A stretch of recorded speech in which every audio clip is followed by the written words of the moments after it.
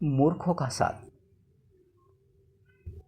विजयनगर के राजा कृष्णदेव राय जहाँ कहीं भी जाते, जब भी जाते, अपने साथ हमेशा तेनालीराम को जरूर ले जाते थे। इस बात से अन्य दरबारियों को बड़ी चिढ़ होती थी। एक दिन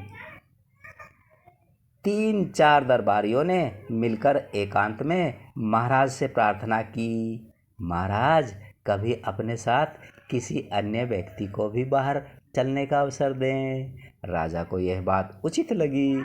उन्होंने उन दरबारियों को विश्वास दिलाया कि वे भविष्य में अन्य दरबारियों को भी अपने साथ घूमने फिरने का अवसर अवश्य देंगे। एक बार जब राजा कृष्णदेव राय वेश बदलकर कुछ गांवों के भ्रमण को जाने लगे तो अपने साथ उन्होंने इस बार तेनाली राम को नहीं लिया, बल्कि उसकी जगह 2 अन्य दरबारियों को साथ ले लिया। घूमते घूमते वे एक गांव के खेतों में पहुंच गए। खेत से हटकर एक झोपड़ी थी जहां कुछ किसान बैठे गपशप कर रहे थे। राजा और अन्य लोग उन किसानों के पास पहुंचे और उनसे पानी मांगकर पिया। फिर राजा ने किसानों से पूछा, कहो भाई लोगों, तुम्हारे गांव में कोई व्यक्ति कष्ट में तो नहीं है? अपने राजा से कोई असंतुष्ट तो नहीं है? इन प्रश्नों को सुनकर गांव वालों को लगा कि वे लोग अवश्य ही राज्य के कोई अधिकारी गण हैं। वे बोले, महाशय, हमारे गांव में खूब शांति है, चैन है, सब लोग सुखी हैं, दिन भर कड़ी मेहनत करके अपना कामकाज करते हैं और रात को सुख की नींद सोते हैं, किसी को कोई दुख नहीं है। राजा कृष्णदेव राय अपनी प्रजा को अपनी संतान की तरह प्यार करते हैं, इसलिए राजा से असंतुष्ट होने का सवाल ही नहीं पैदा होता। इस गांव के लोग राजा को कैसा समझते हैं? राजा ने एक और प्रश्न किया। राजा के इस सवाल पर एक बूढ़ा किसान उठा और ईंख के खेत में से एक मोटा सा गन्ना तोड़ लाया।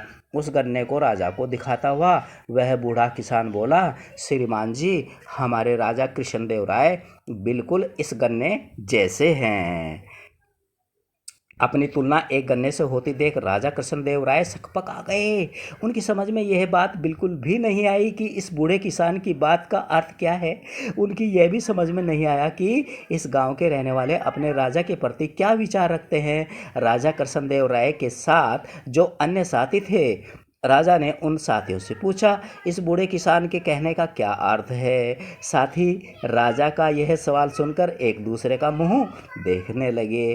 फिर एक ही साथी ने हिम्मत की और बोला, महाराज, इस बूढ़े किसान के कहने का साफ मतलब यही है कि हमारे राजा इस मोटे गन्ने की तरह कमज़ोर है, उसे जब भी कोई चाहे एक झटके में उखाड़ सकता है, जैसे कि मैंने यह गन्ना उखाड़ लिया है। राजा ने अपने साथी की इस बात पर विचार किया तो राजा को यह बात सही मालूम हुई। वह गुस्से से भर गए और उस बूढ़े किसान से बोले, तुम शायद मुझे नहीं जानते कि मैं कौन हूँ। राजा की क्रोध से भरी वाणी सुनकर वो बूढ़ा किसान डर के मारे थर थर थर कांपने लगा। तभी झोपड़ी में से एक अन्य बूढ़ा उठ खड़ा हुआ और बड़े नम्र स्वर में बोला, महाराज, हम आपको अच्छी तरह पहचान गए हैं, लेकिन हमें दुख इस बात का है कि आपके साथी ही आपके असली रूप को नहीं जानते। मेरे साथी किसान के कहने का मतलब यह है कि हमारे महाराज अपनी प्रजा के लिए तो गन्ने के समान कोमल और रसीले हैं, किंतु दुष्टों और अपने दुश्मनों के लिए महानतम कठोर भी। उस बूढ़े ने एक कुत्ते पर गन्ने का प्रहार करते हुए अपनी बात पूरी की। इतना कहने के साथ ही उस बूढ़े ने अपना लबादा उतार फेंका और अपनी नकली दाढ़ी मूछें उतारने लगा। उसे देखते ही राजा चौंक पड़े।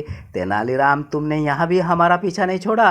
तुम लोगों का पीछा कैसे छोड़ता भाई? अगर मैं पीछा करता तो तुम इन सरल हृदय किसानों को मौत के घाट नहीं उतरवा देते, महाराजा के दिल में क्रोध का ज्वर पैदा करते। सो अलग, तुम ठीक ही कह रहे हो, तेनालीराम मूर्खों का साथ हमेशा दुखदाई होता है।